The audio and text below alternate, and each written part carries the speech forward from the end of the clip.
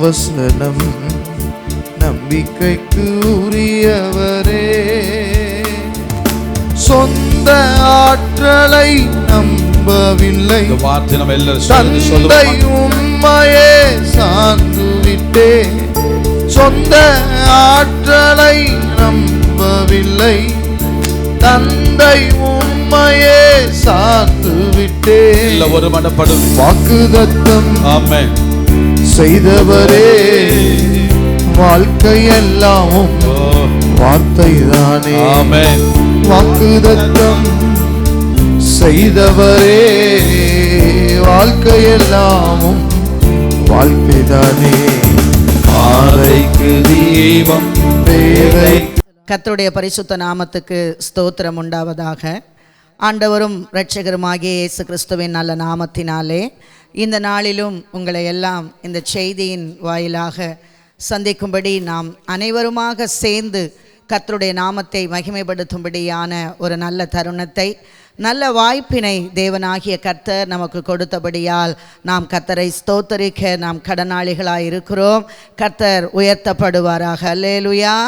இந்த நாளிலும் கூட நாம் தேவனுடைய வார்த்தைக்கு நேராக நாம் செல்ல இருக்கிறோம். இன்றைக்கு நாம் பார்க்க போகிற கர்த்தருடைய வார்த்தையின் தலைப்பு என்னவென்று சொன்னால், தேவனை நேசிக்கிறவர்களுக்கு என்கிற தலைப்போடு கூட நாம் பார்க்க போகிறோம். தேவனை நேசிக்கிறவர்களுக்கு என்னவெல்லாம் கிடைக்கும் என்பதை குறித்து கொஞ்ச நேரம் நாம் கர்த்தருடைய வார்த்தைகளை நாம் பார்த்து நாம் ஆசீர்வாதத்தோடு கூட இந்த செய்தியை முடிக்கும்படி கர்த்தருடைய பரிசுத்த ஆவியானவர் நாம் யாவருக்கும் உதவி செய்வாராக. நாம் பார்க்க போகிற கர்த்தருடைய வார்த்தையின் தலைப்பு தேவனை நேசிக்கிறவர்களுக்கு என்கிற ஒரு தலைப்பிலிருந்து நாம் வாசிக்க போகிறோம். அந்த செய்தியை நாம் தியானிக்க இருக்கிறோம். வேதாகமத்தை வைத்திருக்கிறவர்கள் என்னோடு கூட திருப்பிக் கொள்ளுங்கள். சங்கீதங்களின் புஸ்தகம் 119 சங்கீதத்தின் 132 வசனத்தை நாம் வாசித்து, சங்கீதம் 119 சங்கீதத்தின் 132 வசனம் இப்படி சொல்லுகிறது: உம்முடைய நாமத்தை நேசிக்கிறவர்களுக்கு வழங்கும் நியாயத்தின்படியே என்னை நோக்கி பார்த்து எனக்கு இரங்கும் என்று சொல்லி சங்கீதக்காரன் சொல்லுகிறார். கவனியுங்கள், நாம் இன்றைக்கு பார்க்கிற கர்த்தருடைய வார்த்தையின் தலைப்பு தேவனை நேசிக்கிறவர்களுக்கு. அப்படியானால் தேவனை நேசிக்கிறவர்களுக்கு என்ன கிடைக்கும், தேவனை நேசிக்கிறவர்களுக்கு என்ன கிடைக்கும் என்று சொல்லி ஒருவேளை உங்களில் யாருக்காகிலும் ஒரு கேள்வி இருக்கலாம். தேவனை நேசிக்கிறவர்களுக்கு வேதாகமத்தில் அநேக ஆசீர்வாதங்கள் சொல்லப்பட்டிருக்கிறது, கொடுக்கப்பட்டிருக்கிறது.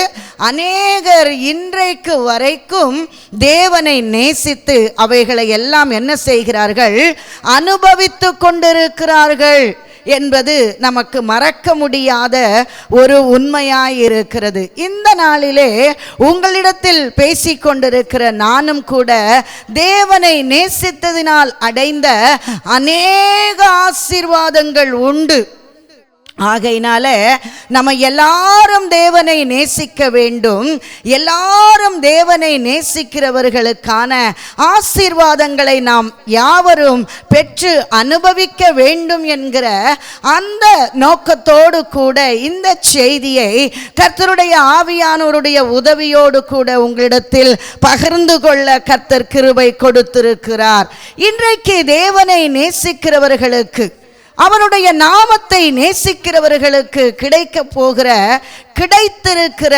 கிடைக்கிற ஆசீர்வாதங்கள் என்னவென்று சொன்னால், இங்கே சங்கீதக்காரனாகிய இந்த வேதத்தை எழுதின சங்கீதக்காரன் சொல்லுகிறார், உம்முடைய நாமத்தை நேசிக்கிறவர்களுக்கு வழங்கும் நியாயம் என்று சொல்லப்பட்டிருக்கிறது. கவனியுங்கள், இன்றைக்கு இந்த வசனத்துல ஒரு காரியத்தை நாம் புரிந்து கொள்ள முடிகிறது. என்னவென்று சொன்னால், தேவனை நேசிக்கிறவர்களுக்கு ஏன் தேவனை நேசிக்க வேண்டும் என்கிற கேள்வி உங்களுக்கு இருக்கலாம்.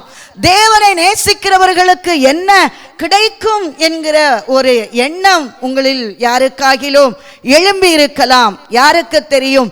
அப்படிப்பட்டவர்களுக்காகவோ என்னவோ இன்றைக்கு இந்த வசனத்தை பேசும்படியாக பரிசுத்த ஆவியானவர் என்னை இங்கே கொண்டு வந்து நிறுத்தி இருக்கிறார். இந்த வசனம் சொல்லுகிறது, உம்முடைய நாமத்தை நேசிக்கிறவர்களுக்கு வழங்கும் நியாயத்தின்படி என்னை நோக்கி பாரும், எனக்கு இரங்கும் என்று சொல்லுகிறார். இந்த வசனத்தை சங்கீதக்காரன் ஒரு காரியத்தை அவர் புரிந்து கொண்டதை இங்கே நமக்கு அவர் சொல்லுகிறார். இந்த உலகத்தில் வாழுகிற எல்லா மனிதர்களுக்கும் நியாயம் என்பது அத்தியாவசியமான ஒன்றாயிருக்கிறது. எனக்கு நியாயம் வேண்டாம் என்று எந்த ஒரு மனிதனாலும் சொல்ல முடியாதது. எல்லா மனிதர்களாலும் விரும்பப்படுகிற ஒரு காரியம் என்ன? நியாயம் எனக்கு கிடைக்க வேண்டும். எனக்கு நியாயம் கிடைக்க வேண்டும் என்று ஏழைகள் மாத்திரம் சொல்லுவதல்ல, பணம் படைத்தவர்களுக்கும் நியாயம் கிடைக்க வேண்டும். படித்தவர்களுக்கும் படிக்காதவர்களுக்கும் நியாயம் கிடைக்க வேண்டும். உயர்ந்தவன் தாழ்ந்தவன் வித்தியாசமே கிடையாது.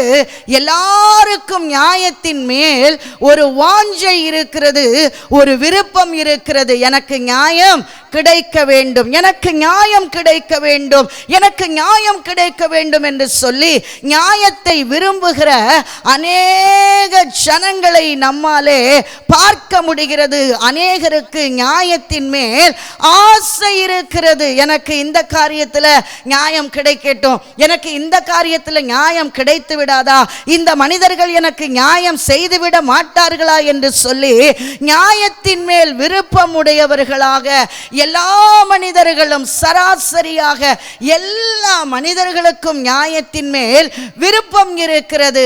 ஆனால் சங்கீதக்காரன் ஒரு காரியத்தை அவர் இங்கே தெளிவுபடுத்தி காண்பிக்கிறார். என்னவென்று சொன்னால், உம்முடைய நாமத்தை நேசிக்கிறவர்களுக்கு வழங்கும் நியாயம் என்று சொல்லப்படுகிறது. அப்படியானால் நியாயத்துக்கு காத்திருக்கிறவர்களாய் இருக்கலாம் நீங்கள். ஒருவேளை நியாயம் எப்பொழுது வரும் என்று சொல்லி நியாயத்தை நீங்கள் எதிர்பார்த்து கொண்டிருக்கலாம். எனக்கு நியாயம் இந்த மனிதனிடத்திலிருந்து வராதா என்று சொல்லி ஏதாகிலும் ஒரு மனிதனிடத்திலிருந்து நியாயம் வர வேண்டும் என்கிற விருப்பமுடையவர்களாக நீங்கள் இருக்கலாம். ஆனால் எல்லாருக்குமாக இந்த வசனத்தின் அடிப்படையில் இருந்து நீங்கள் ஒரு காரியத்தை தெரிந்து கொள்ளுங்கள். நீங்கள் தேவனை நேசிக்கிறவர்களாக இருப்பீர்கள் என்று சொன்னால், நீங்கள் எதிர்பார்க்கிற நியாயம், நீங்கள் விரும்புகிற நியாயம், உங்களை வந்து சேர வேண்டிய நியாயம் உங்களை வந்து சேரும்படிக்கு நீங்களும் நானும் செய்ய வேண்டிய ஒரு காரியம் ஒன்று உண்டு. நாம் தேவனை நேசிக்கிறவர்களாக இருக்க வேண்டும். ஏன் தேவனை நேசிக்கிறவர்களாக இருக்க வேண்டும் என்று சொன்னால், சங்கீதக்காரன் சொல்லுகிறார், தேவனை நேசிக்கிறவர்களுக்கு வழங்கும் நியாயம். அப்படியானால் தேவனை நேசிக்கிறவர்களுக்கு தனிப்பட்ட விதத்தில் தேவன் நியாயம் வைத்திருக்கிறார். கவனியுங்கள், இந்த உலகத்தில் வாழுகிற எல்லா மனிதர்களுக்கும் நியாயம் தேவை. எல்லாரும் விரும்புகிறது நியாயத்தை. எனக்கு நியாயம் கிடைத்துவிட வேண்டும் என்று சொல்லி என்னென்னமோ செய்கிற மனிதர்களை நாம் பார்க்கிறோம். ஆனாலும் எல்லாரும் தேவனை நேசிக்கிறார்களா என்று சொல்லி நமக்குள் ஒரு கேள்வி எழும்புமானால் அது இன்றைக்கும் கேள்விக்குறியாக தான் இருக்கிறது. எல்லாரும் தேவனை நேசித்தா நியாயத்துக்கு காத்திருக்கிறார்கள்? இல்லை. அநேகருக்கு நியாயம் கிடைக்க வேண்டும் என்பதிலே மாத்திரம் கவனமுடையவர்களாய் இருக்கிறார்கள். ஆனால் அவர்கள் தேவனை நேசிப்பது கிடையாது. நியாயத்துக்காக மாத்திரம் தேவனிடத்தில் வருகிறவர்கள் உண்டு. ஆனால் ஒரு சிலர் தேவனை நேசித்து நியாயத்துக்கு காத்திருக்கிறவர்களும் உண்டு. இரு வேறுபட்ட மனிதர்களை நாம் பார்க்க முடிகிறது. ஒன்று, தேவனை நேசித்து நியாயத்துக்கு காத்திருக்கிறவர்கள். சிலரை பார்த்தீங்கன்னா நம்ம கிட்ட ஜப குறிப்புகள் கொடுப்பது உண்டு. எனக்கு இந்த விஷயத்துல நியாயம் கிடைக்க வேண்டும் என்று சொல்லி நீங்க ஜபம் பண்ணுங்க அப்படின்னு சொல்லுவாங்க. கணவன் மனைவி பிரச்சனைகளா இருக்கலாம், இல்ல சொத்து பிரச்சனைகளா இருக்கலாம், இல்ல வேலை பிரச்சனைகளா இருக்கலாம், படிப்பிலே பிரச்சனைகளா இருக்கலாம். இப்படி பல விதத்துல பிரச்சனைகளோடு கூட வாழ்ந்து கொண்டிருக்கிற மனிதர்கள் உண்டு. பல கோணங்களிலே நியாயத்துக்கு காத்திருக்கிற மனிதர்களும் உண்டு. ஆனால் அவர்கள் எல்லாரும் நம்மிடத்தில் ஜப குறிப்புகளை கொடுத்து இந்த விஷயத்தில் இந்த காரியத்தில் எனக்கு நியாயம் கிடைக்க வேண்டும் என்று சொல்லுகிற எல்லாரும் தேவனை நேசிக்கிறார்களா? இல்லை. அவர்கள் நியாயத்துக்காக தேவனிடத்தில் வருகிற ஒரு குரூப், ஒரு கூட்டம். ஆனால் தேவனை நேசித்து தேவனுக்காக தேவ சமூகத்தில் இந்த காரியத்தில் எனக்கு நியாயம் கிடைக்க வேண்டும் என்று சொல்லி நியாயத்துக்காக மாத்திரமல்ல எப்பொழுதும் தேவனை நேசிக்கிற ஒரு கூட்டம் இருக்கிறது. அதைத்தான் சங்கீதக்காரன் சொல்லுகிறார், உம்முடைய நாமத்தை நேசிக்கிறவர்களுக்கு வழங்கும் அந்த நியாயத்தை உம்மை நேசிக்கிற எனக்கு ஆண்டவரே தர வேண்டும் என்று சொல்லுகிறார். கவனியுங்கள், ரெண்டு கூட்டத்தை பார்க்க முடிகிறது. ஒன்று, தேவனை நேசித்து நியாயத்துக்கு காத்திருக்கிறவர்கள். இன்னொரு கூட்டம், நியாயம் மட்டும் கிடைத்தால் போதும், தேவனை நேசிக்கும்படியான பழக்கத்துக்கு எங்களை ஒரு நாள் நீங்க என்ன பண்ணாதீங்க, எங்களை நீங்க கஷ்டப்படுத்தாதீங்கன்னு சொல்லி நியாயத்தை மட்டும் பெற்றுக்கொண்டு போகலாம் என்று நினைக்கிற ஒரு கூட்டம் உண்டு. ஆனால் இன்றைக்கு இந்த வசனத்திலிருந்து நாம் ஒரு காரியத்தை நாம் புரிந்து கொள்ள வேண்டும். நாம் உண்மையாய் தேவனை நேசிக்கிறவர்களாக இருப்போம் என்று சொன்னால், தேவனை உண்மையாக நேசித்து அவரை நாம் நேசித்து நேசித்து நேசித்து நாம் தேவ சமூகத்தில் அவரோடு கூட நாம் நடக்க, அவரோடு கூட பழக, அவரோடு கூட வாழ நாம் நம்மை அர்ப்பணிக்கும் போது நமக்கு தனிப்பட்ட முறையிலே தேவன் நியாயம் செய்கிற தேவனாக இருக்கிறார் என்பதில் எந்த சந்தேகமுமே கிடையாது. நியாயத்துக்காக மட்டும் தேவனை நேசிக்கிறவர்களாக நீங்கள் இருக்கக்கூடாது. எப்பொழுதும் தேவனை நேசிக்க வேண்டும். ஏனென்று சொன்னால் வேதம் சொல்லுகிறது, எப்பொழுதும் பயந்திருக்கிறவன் பாக்கியவான் என்று சொல்லப்படுகிறது. அப்படியானால் எப்பொழுதும் தேவனை நேசிக்கிறவர்களுக்கு தனிப்பட்ட முறையில் தனிப்பட்ட விதத்தில் தேவன் அவர்களுக்கு என்ன செய்கிறார்? நியாயம் செய்கிறார். அவர்களுக்கென்று வழங்கும்படியான சிறப்பான நியாயம் அவரிடத்தில் இருக்கிறது. இன்னைக்கு உலக மனிதர்களை பார்த்தீங்கன்னா சராசரியா எல்லா மனிதர்களும் செய்கிறது போல நம்ம எதையும் செஞ்சிடக்கூடாது, நம்ம கொஞ்சம் சிறப்பா செய்யணும்னு நினைப்பாங்க. எல்லாரும் பேசுகிறது போல, எல்லாரும் வாழ்கிறது போல, எல்லாரும் வாங்குற பொருள்களை போல நம்முடைய பொருள்கள் இருந்துவிடக் கூடாது, கொஞ்சம் சிறப்பாக இருக்க வேண்டும் என்று மனிதர்கள் இன்றைக்கு விரும்பி சிறப்பா செய்யணும், சிறப்பா பார்க்கணும், சிறப்பா பேசணும், சிறப்பா வாங்கணும்னு நினைக்கிற இந்த காலத்தில் வாழுகிற உங்களையும் என்னையும் பார்த்து கர்த்தருடைய வேதம் சொல்லுகிறது, நாம் தேவனை நேசிக்கிறவர்களா இருப்போம் என்று சொன்னால் நமக்காக சிறப்பான நியாயம் அவரிடத்திலே இருக்கிறது என்பதை நாம் அறிந்து கொள்ள வேண்டும். அல்லேலூயா. நீங்கள் லூக்கா எழுதின சுவிசேஷம் 18ஆம் அதிகாரத்தை நீங்கள் திருப்பி நீங்கள் அங்கே சொல்லப்படுகிற ஒரு சம்பவம் நம்ம எல்லாருக்கும் அது அறிமுகமான ஒரு சம்பவம். ஒரு அநீதி உள்ள நியாயாதிபதி இருந்தான் ஒரு பட்டணத்தில். அந்த பட்டணத்தில் ஒரு விதவையும் இருந்தாள் என்று சொல்லப்படுகிறது. அந்த அநீதி உள்ள நியாயாதிபதியை குறித்து சொல்லப்படுகிறது, அவன் தேவனுக்கு பயப்படாதவன், அவன் மனுஷனை அவன் மதிப்பது கிடையாது. ஆனால் இந்த விதவைக்கு ஒரு எதிராளி ஒருவன் இருந்தான். அந்த எதிராளிக்கும் இவளுக்கும் ஒரு பிரச்சனை இருந்தது. அது என்ன பிரச்சனை என்று சொல்லி அங்கே அதை குறித்து சொல்லப்படவில்லை, ஆனால் பிரச்சனை இருந்தது.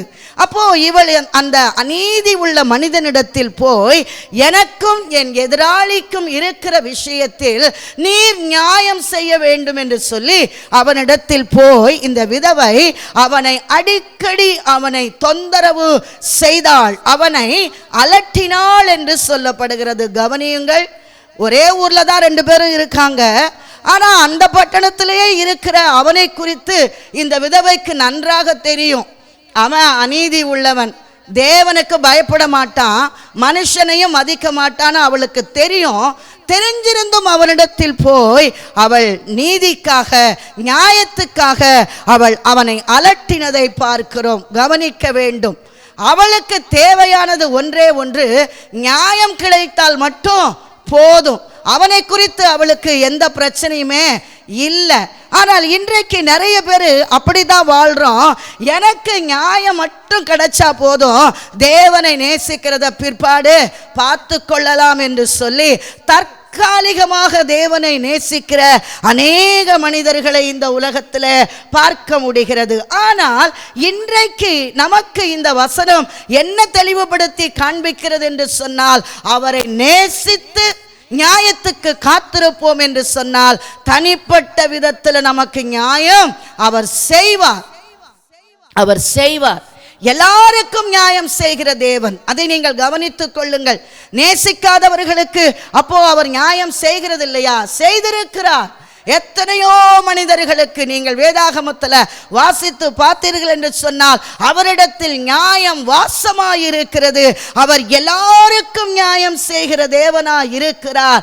ஆனால் சிறப்பான நியாயத்தை பெற்றுக்கொள்ள வேண்டும் என்கிற வாஞ்சை என்னிடத்தில் இருக்குமானால், நான் அவரை நேசிக்கிற இடத்துல நான் இருப்பேன் என்று சொன்னால், எல்லாருக்கும் வழங்குகிற நியாயம் அல்ல, அவர் எனக்கு சிறப்பானதை தெரிந்தெடுத்து அவர் எனக்கு தருகிற தேவனா இருக்கிறார் என்பதை இந்த வசனத்திலிருந்து நமக்கு காண்பிக்கப்படுகிறது. தேவனுடைய பிள்ளைகள் கவனிக்கும்படி மீண்டும் சொல்லுகிறேன். நேசித்து நியாயத்துக்கு காத்திருக்கிற ஒரு கூட்டம், நியாயம் மட்டும் கிடைத்தால் போதும் என்று சொல்லி நேசிக்காத ஒரு கூட்டத்தையும் நம்மாலே இந்த உலகத்தில் வாழுகிற இந்த காலகட்டத்திலேயே பார்க்க முடிகிறது. எத்தனை பேர் தேவனுடைய நியாயத்தை தேவ சபையிலே, தேவ சமூகத்திலே, ஜபத்தின் மூலமாக, அற்புதங்களின் மூலமாக எத்தனையோ பேர் நியாயங்களை பெற்றிருக்கிறதை நம்முடைய கண்கள் காண்கிறது. ஆனால் எல்லாரும் தேவனை நேசித்து எல்லாரும் தேவனை பின்பற்றி வருகிறார்களா என்று சொல்லி பார்த்தால் அது கிடையாது. அப்போ எல்லாருக்கும் நியாயம் கடந்து போய் கொண்டிருக்கிறது தேவனிடத்திலிருந்து. ஆனால் எல்லாரும் நேசிக்கிறார்களா என்று நாம் பார்க்கும்போது அது குறைந்திருக்கிறதை எண்ணி என்றாவது நீங்கள் மனம் வருந்தி இருக்கிறீர்களா? எல்லாருக்கும் தேவன் நியாயம் செய்கிறார், ஆனால் எல்லாரும் தேவனிடத்தில் நேசித்து வருவதில்லையே என்கிற அந்த காரியத்தை குறித்து என்றாவது ஒரு நாள் நீங்கள் வருந்தி தேவ சமூகத்தில் ஒரு பாரப்பட்ட இருதயத்தோடு கூட, ஆண்டவரே, நேசிக்கிறவர்களுக்கு உம்முடைய நாமத்தை நேசிக்கிறவர்களுக்கு வழங்கும் நியாயத்தை ஆண்டவரே நீர் செய்வீர் என்று சொல்லி நாங்கள் உம்மை எப்பொழுதும் நேசிக்கிறோம். ஆனால் சிலர் நியாயத்தை மட்டும் பெரும்படி வந்துவிட்டு உம்மை நேசிக்காமல் போகிறவர்களை குறித்து நாங்கள் பார்க்கும்போது எங்களுடைய இருதயம் ஆண்டவரே துக்கப்படுகிறது, வேதனைப்படுகிறது. ஆகையால் எல்லாரும் உம்மை நேசிக்கும்படியாக, எல்லாருக்கும் ஆண்டவரே உம்மை ஆண்டவரே நேசிக்கக்கூடிய இருதயத்தை கொடுக்க வேண்டும் என்று நாம் செபிக்கிறவர்களாய் இருக்க வேண்டும். அது இருக்கட்டும். அடுத்து தேவனுடைய பிள்ளைகளாகிய நாம் ஒரு காரியத்தை நாம் கவனிக்க வேண்டும். நம்முடைய தேவன் நமக்கு சிறப்பானதை அவர் தருகிற ஒரு தேவனாய் இருக்கிறார். அப்படியானால் நாம் நேசிக்கிறவர்களாக அந்த இடத்துல நாம் இருக்க வேண்டும். தேவனை நேசித்து ஏதோ அந்த ஒரு காரியத்துக்காக, அந்த ஒரு வேளை ஒரு காரியத்தில் ஜெயம் கிடைக்க வேண்டும், நியாயம் கிடைக்க வேண்டும் என்பதற்காக அல்ல. இன்று ஒரு வேளை தேவனிடத்தில் அந்த வேளைக்காக மாத்திரம் நாம் அவரை நேசிக்கிறவர்களாக நாம் நம்மை வெளிப்படுத்தி கொள்வோம் என்று சொன்னால், நாளை இன்னொரு விஷயத்தில் நமக்கு நியாயம் தேவைப்படும் போது எப்படி நாம் தேவனிடத்தில் வந்து ஜெபிக்க முடியும்? எப்படி அவர் நமக்கு சிறப்பான நியாயத்தை அவரால் வழங்க அவரிடத்திலிருந்து நாம் பெற முடியும் என்பதை நாம் சற்று சிந்தித்து பார்க்கிறவர்களாக இருக்க வேண்டும். சங்கீதக்காரன் சொல்லுகிறார், உம்முடைய நாமத்தை நேசிக்கிறவர்களுக்கு வழங்கும் நியாயத்தின்படி என்னை நோக்கி பாரும், என்னை நோக்கி பாரும், எனக்கு இறங்கும் என்று சொல்லுகிறார். இது எவ்வளவு ஒரு தைரியமான ஒரு வார்த்தை பாருங்க. அவர் எவ்வளவு கர்த்தரை அவர் துல்லியமாக கர்த்தரை அவர் அறிந்து வைத்திருந்தார். நீர் எல்லாருக்கும் நியாயம் செய்கிற தேவன், அதை நான் மறுக்கவே இல்லை ஆண்டவரே. ஆனால் உம்மிடத்தில் ஒரு சிறப்பு இருக்கிறது, உம்மிடத்தில் ஒரு ஸ்பெஷல் இருக்கிறது, உம்மிடத்தில் ஒரு அதிகாரப்பூர்வமான ஆசீர்வாதம் இருக்கிறது. அது என்னவென்று சொன்னால், உம்முடைய நாமத்தை நேசிக்கிறவர்களுக்கு நீர் வழங்கும்படியான ஒரு நியாயம் இருக்கிறது என்பதை அவன் சரியாய் அவன் அறிந்தவனாக, சரியாய் அதை கண்டுபிடிக்கிறவனாக இருந்தபடியினாலே இந்த இடத்துல சொல்லுகிறார், உம்முடைய நாமத்தை நேசிக்கிறவர்களுக்கு வழங்கும் நியாயத்தின் படியே. எப்படி? உம்முடைய நாமத்தை நேசிக்கிறவர்களுக்கு வழங்கும் நியாயத்தின் படியே என்று சொல்லுகிறார். அப்போ தேவன் அவரை நேசிக்கிறவர்களுக்கு சிறப்பான நியாயத்தை அவர் வைத்திருக்கிறார். அந்த நியாயத்தை பெற வேண்டும் என்று சொல்லி உங்களுக்குள்ளே அல்லது நமக்குள்ளே விருப்பம் இருக்கும் என்று சொன்னால், அந்த இரண்டு கூட்டத்தை குறித்து சொன்னேன். ஒன்று, எப்பொழுதும் நேசித்து நியாயத்துக்காக காத்திருக்கிறவர்கள். இன்னொரு கூட்டத்தார் நியாயம் மட்டும் கிடைத்தால் போதும், பிற்பாடு நேசிக்கிறதை பார்த்து கொள்ளலாம் என்று இருக்கிறவர்கள். ஆனால் இன்றைக்கு இந்த செய்தியை கேட்கிற நீங்கள் யார்? நீங்கள் யார்? கர்த்தருடைய ஆவியானவர் உங்களிடத்தில் ஒரு கேள்வியை அவர் கேட்கிறார். நீங்கள் யார்? எப்பொழுதும் தேவனை நேசிக்கிறவர்களா, அல்லது நியாயத்துக்காக மாத்திரம் தேவனிடத்தில் எதிர்பார்ப்போடு கூட வாழ்கிறவர்களா? இந்த கேள்வியை இன்றைக்கு ஆவியானவர் உங்களிடத்தில் கேட்கிறார். எப்பொழுதும் நீங்கள் நேசிக்கிறவர்களாக இருப்பீர்கள் என்று சொன்னால் உங்களுக்கான சிறப்பான நியாயம் அவரிடத்தில் இருக்கிறது. தம்மால் தெரிந்து கொள்ளப்பட்டவர்களுடைய விஷயத்தில் நீடிய பொறுமை உள்ளவராய் இருந்து சீக்கிரத்தில் நியாயம் செய்வார். அல்லேலூயா. தம்மால் தெரிந்து கொள்ளப்பட்டவர்களுடைய விஷயத்தில் நீடிய பொறுமை உள்ளவராய் இருந்து சீக்கிரத்தில் நியாயம் செய்வார். அவர் தெரிந்து கொள்ளப்பட்டவர்களுடைய விஷயத்தில் அவர் ரொம்ப கவனமாக இருக்கிற ஆண்டவர். நம்முடைய ஆண்டவர் எப்படிப்பட்டவர்? அவரை நேசிக்கிறவர்கள், அவரை நேசித்து அவரால் தெரிந்து கொள்ளப்பட்டவர்களாகிய நம்முடைய விஷயத்தில் அவர் நீடிய பொறுமை உள்ளவராக இருந்து சீக்கிரத்தில் நியாயம் செய்வார். நீங்கள் நியாயத்துக்காக காத்திருக்கிறவர்களா? எந்த ஒரு காரியத்துக்காகிலும் நீங்கள் நியாயத்துக்காக காத்திருப்பீர்கள் என்று சொன்னால் உங்களுக்கான நியாயத்தை, அதிலும் அவருடைய நாமத்தை நேசிக்கிறவர்களுக்கு வழங்கும் அந்த சிறப்பான நியாயத்தை அவர் உங்களுக்கு செய்ய இன்றும் அவர் உங்களுக்காக அவர் காத்திருக்கிறார். எனக்கு இறங்கும்படி கர்த்தர் காத்திருப்பார் என்று சொல்லப்படுகிறது. எனக்கு நியாயம் செய்யும்படி, அதிலும் சிறப்பான நியாயத்தை செய்யும்படி கர்த்தர் காத்திருக்கிறார் என்பதை நாம் அறிந்து கொண்டவர்களாக நாம் என்ன செய்ய வேண்டுமானால் தேவனை நேசிக்கிறவர்களாக இருக்க வேண்டும். எப்பொழுதும் நேசிக்கிறவர்களாக, எப்பொழுதும் நேசிக்கிறவர்களாக இருந்து அவரால் தெரிந்து கொள்ளப்பட்டவர்களாக இருக்க வேண்டும். அவரால் தெரிந்து கொள்ளப்பட்டவர்களுக்கு அவர் சீக்கிரத்தில் நியாயம் செய்வார். உங்களுக்கும் அவர் சீக்கிரத்தில் அவர் நியாயம் செய்ய இருக்கிறார். நீங்கள் நியாயத்துக்காக எனக்கு நியாயம் கிடைக்காதா என்று சொல்லி, எனக்கு இந்த மனிதனிடத்திலிருந்து நியாயம் கிடைக்காதா என்று சொல்லி, இந்த காரியத்தில் எனக்கு நியாயம் கிடைக்காதா என்று சொல்லி நீங்கள் காத்திருக்கலாம். உங்களுக்கு சீக்கிரத்தில் நியாயம் செய்ய இருக்கிறார். அது மாத்திரமல்ல, உங்களுக்கு சிறப்பாய் நியாயம் செய்கிறவராக இருக்கிறபடியால் நீங்கள் செய்ய வேண்டிய ஒரு காரியம் அவருடைய நாமத்தை நேசிக்கிறவர்களாக இருக்க வேண்டும். அல்லேலூயா. அவருடைய நாமத்தை நேசிக்கிறவர்களுக்கு அவர் நியாயத்தை மாத்திரமல்ல, மறுபடியும் அவர் என்ன செய்கிறார் என்று சொன்னால், 5ஆம் சங்கீதத்தின் 11வது வசனத்தை நாம் வாசிக்கும் போது அவருடைய நாமத்தை நேசிக்கிறவர்களை குறித்து அங்கே 5ஆம் சங்கீதம் 11வது வசனத்தை சொல்லப்படுகிறது. உம்மை நம்புகிறவர்கள் என்னாலும் சந்தோஷித்து என்னாலும் கம்பீரிப்பார்களாக, நீர் அவர்களை காப்பாற்றுவீர். உம்முடைய நாமத்தை நேசிக்கிறவர்கள் உம்மில் களி கூறுவார்களாக என்று சொல்லப்படுகிறது. அப்போ நாம் அவரை நேசித்து நாம் நியாயத்துக்காக காத்திருக்கும் பொழுது அவர் நமக்கு சிறப்பான நியாயத்தை செய்யும் பொழுது நாம் என்ன செய்ய முடியும் என்று சொன்னால் களி கூற முடியும். அல்லேலூயா. நாம் களி கூற முடியும். நான் கர்த்தரை நேசித்ததினால் அவர் எனக்கு செய்த இந்த சிறப்பான நியாயத்தினால் என் இருதயம் என்ன செய்கிறது? களி கூறுகிறது.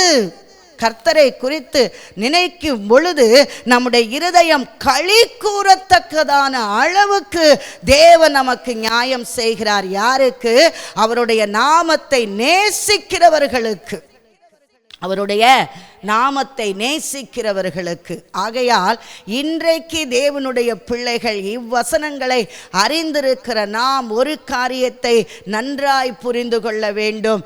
நியாயத்துக்காக மாத்திரம் நேசிக்கிற அந்த கூட்டத்தாராய் நாம் இராமல், நான் எப்பொழுதும் தேவனுடைய நாமத்தை நான் நேசிக்கிறவளாக இருக்க வேண்டும் என்கிற எண்ணத்தோடு கூட நாம் வாழ வேண்டும். அல்லேலூயா, அல்லேலூயா. இப்போ நியாயம் கிடைக்க வேண்டும் என்று விரும்புகிற நாம், நியாயத்தை எதிர்பார்த்து கொண்டிருக்கிற நாம் இன்னும் ஒரு காரியத்தை செய்ய வேண்டும். எனக்கு நியாயம் வர வேண்டும் என்று விரும்புகிற நான் யாருக்கும் என்ன செய்யக்கூடாது? அநியாயம் செய்துவிடக் கூடாது என்பதில் ரொம்ப ஜாக்கிரதையாக இருக்க வேண்டும். அல்லேலூயா. சங்கீதக்காரன் சொன்னான், உம்முடைய நாமத்தை நேசிக்கிறவர்களுக்கு வழங்கும் நியாயத்தின்படியே என்னை நோக்கி பார்த்து எனக்கு இரங்கும்னு சொல்லி அந்த சிறப்பான நியாயத்துக்கு காத்திருந்த இந்த சங்கீதக்காரன் 133 இப்படி சொல்லுகிறார், உம்முடைய வார்த்தையிலே என் காலடிகளை நிலைப்படுத்தி ஒரு அநியாயமும் என்னை ஆள ஒட்டாதிரும். எந்த அநியாயமும் நான் யாருக்கும் என்ன பண்ணிடக்கூடாது? செஞ்சிடக்கூடாது. நான் அநியாயம் செய்துவிட்டு நான் நியாயத்துக்காக காத்திருப்பேன் என்று சொன்னால் எனக்காக வைத்திருக்கிற அந்த சிறப்பான நியாயத்தை என்னால் அடைய முடியாது, பெற முடியாது, அனுபவிக்க முடியாது என்பதை நம்முடைய சிந்தனையிலே நாம் தரித்து கொண்டவர்களாக என்ன செய்ய வேண்டும்? தேவனை நேசிக்கிறவர்கள் இப்படி சொல்லுவார்கள், ஆண்டவரே உம்முடைய நாமத்தை நான் நேசிக்கிறேன், ஆகையால் எனக்கு வழங்கும் அந்த சிறப்பான அந்த நியாயத்துக்காக நான் காத்திருக்கிறேன். நான் ஒருவருக்கும் அநியாயம் செய்துவிடக் கூடாது. எந்த அநியாயமும் என்னை ஆளும்படி நீருக்கு ஒட்டாதிருப்பீரா. ஏனென்று சொன்னால் அநியாயம் செய்கிறவனுக்கு, நீங்க கொலோசையருக்கு எழுதின நிருபத்தை என்னோடு கூட நீங்கள் திருப்பிக் கொள்ளுங்கள். கொலோசையருக்கு எழுதின நிருபம் 3ஆம் அதிகாரத்தின் 25வது வசனத்தில் இப்படி சொல்லப்படுகிறது, அநியாயம் செய்கிறவன் தான் செய்த அநியாயத்துக்கேற்ற பலனை அடைவான், பட்சபாதமே இல்லை என்று சொல்லப்படுகிறது. அல்லேலூயா. நியாயத்துக்காக காத்திருக்கிறவர்கள் நாம் தேவனை நேசித்து நாம் காத்திருப்போம். ஒருவருக்கும் அநியாயம் செய்யாமல் காத்திருப்போம். ஏனென்று சொன்னால் அநியாயம் செய்கிறவன் அநியாயத்துக்கேற்ற பலனை அவன் அடைவான். ஆனால் தேவனை நேசிக்கிற நமக்கு தேவன் சிறப்பான நியாயத்தை வைத்திருக்கிறார். ஆகையால் மீண்டும் ஆவியானவர் உங்களிடத்தில் ஒரு கேள்வியை அவர் கேட்கும்படியாக இன்று என்னை அவர் ஏவுகிறார். நீங்கள் நியாயத்துக்காக தேவனை நேசிக்கிறவர்களா அல்லது தேவனை நேசித்து நியாயத்துக்கு காத்திருக்கிறவர்களா? அல்லேலூயா. இந்த கேள்விக்கான பதிலை கர்த்தர் உங்களிடத்தில் எதிர்பார்க்கிறார். நீங்கள் உங்கள் வாயை திறந்து சொல்லணும் ஆண்டவர்கிட்ட, ஆண்டவரே நியாயத்துக்காக உம்மை நேசிக்கிறவனாக நான் இராதபடிக்கு உம்முடைய நாமத்தை நான் எப்பொழுதும் நேசிக்கிறவளாக இருந்து உம்முடைய நியாயத்தை நான் எதிர்பார்க்கிறேன். மாத்திரமல்ல, நியாயத்துக்காக காத்திருக்கிற என்னிடத்திலிருந்து எந்த ஒரு அநியாயமும் புறப்பட்டு விடாதபடி என்னை அநியாயம் ஆள ஒட்டாதிரும். ஏனென்று சொன்னால் அநியாயம் செய்கிறவன் அநியாயத்துக்கான பலனை அவன் அடைந்தே தீருவான். தேவனிடத்தில் பட்சபாதம் இல்லை என்று சொல்லப்பட்டிருக்கிறது. ஆகையால் நான் நியாயத்துக்கு காத்திருக்கிறேன், நான் அநியாயம் செய்வதில்லை.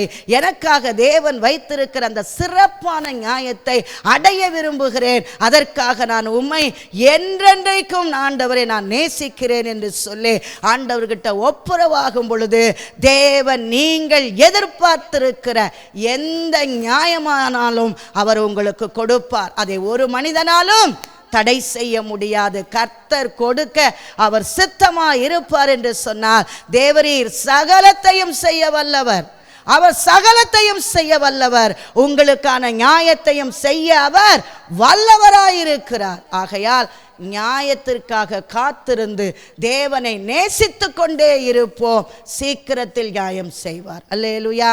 கர்த்தர் தாமே உங்களை ஆசீர்வதிப்பாராக. ஆமென்.